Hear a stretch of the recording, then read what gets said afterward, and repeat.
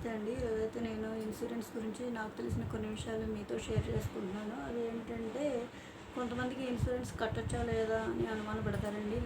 అలాగా అనుమానపడొద్దండి. ఇదే గవర్నమెంట్‌కి సంబంధించింది కాబట్టి ఎల్ఐసి అనేది మీరు ఎలాంటి అనుమానం లేకుండా కట్టుకోవచ్చు. అలాగే ఎల్ఐసి పాలసీ ఓపెన్ చేసిన తర్వాత ఆఫ్ చేయకుండా కంటిన్యూ చేసుకోండి. ఎల్ఐసి అనేది చాలా మంచిదండి. వాళ్ళ గురించి వాళ్ళు ఆలోచించుకునే వాళ్ళు ఎవరైనా సరే ఎల్ఐసి అనేది ఓపెన్ చేసుకొని కట్టుకుంటారండి.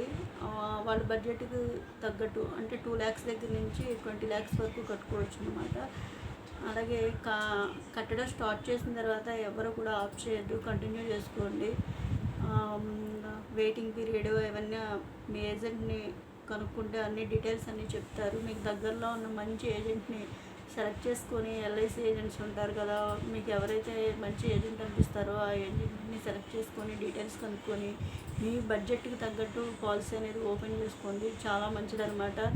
మీరు గమనించారో లేదో చాలా డబ్బున్న వాళ్ళ ఇంట్లో ఎంతమంది ఉంటే అంతమందికి కూడా పాలసీలు ఓపెన్ చేస్తారు. వాళ్ళకి డబ్బు లేక కాదండి, చూసారు ఎంత డబ్బున్నా కూడా వాళ్ళ ఫ్యూచర్ ప్లాన్తో వాళ్ళు పాలసీ అనేది ఓపెన్ చేసుకుంటారు. ఎటు వచ్చి మిడిల్ క్లాసే ఆగిపోతున్నారండి, ఎటు కాకుండా వాళ్ళ గురించి వాళ్ళు ఆలోచించుకుంటలేదు.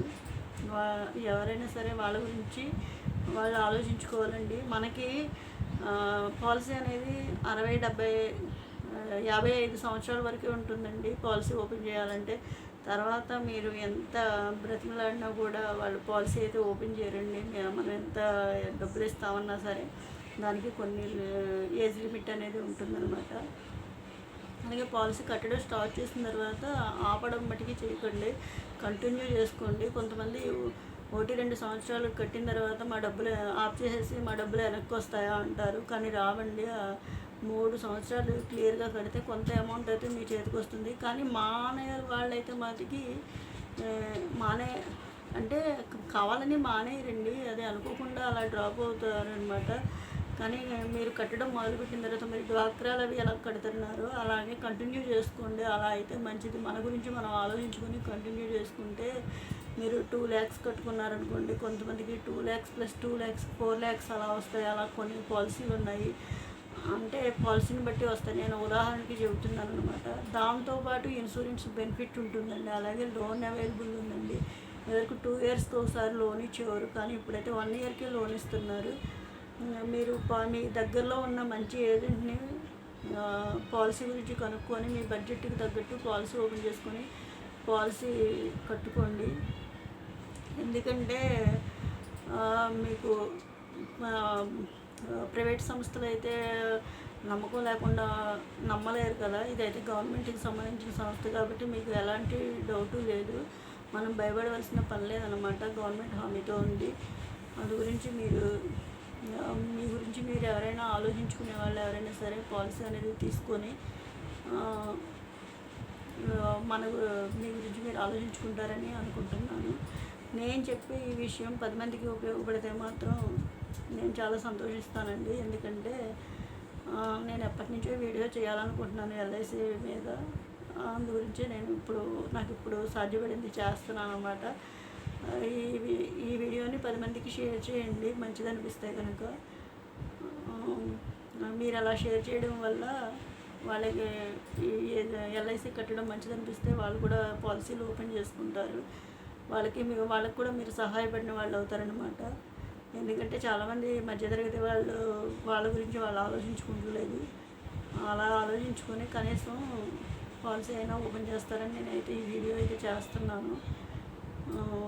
2 lakhs దగ్గర నుంచి 20 lakhs వరకు ఉంటుందండి పాలసీ అనేది. కనీసం 2 lakhs పాలసీ అయినా ఓపెన్ చేసుకోండి, మంచిదన్నమాట. ఎందుకంటే ఈ రోజుల్లో 2 lakhs లేకుండా ఏమీ రావట్లేదు కదా. ఎందుకంటే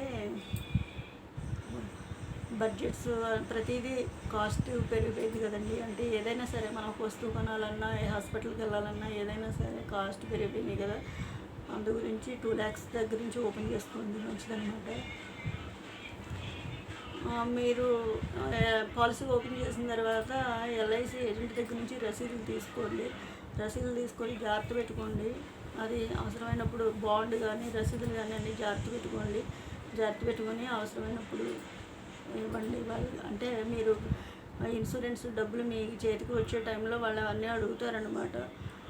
వాళ్ళు ఎప్పుడు అడిగినా మీరు రెడీగా ఉండాలి. అందు గురించి రసీదులన్నీ జాగ్రత్త పెట్టుకోవాలి.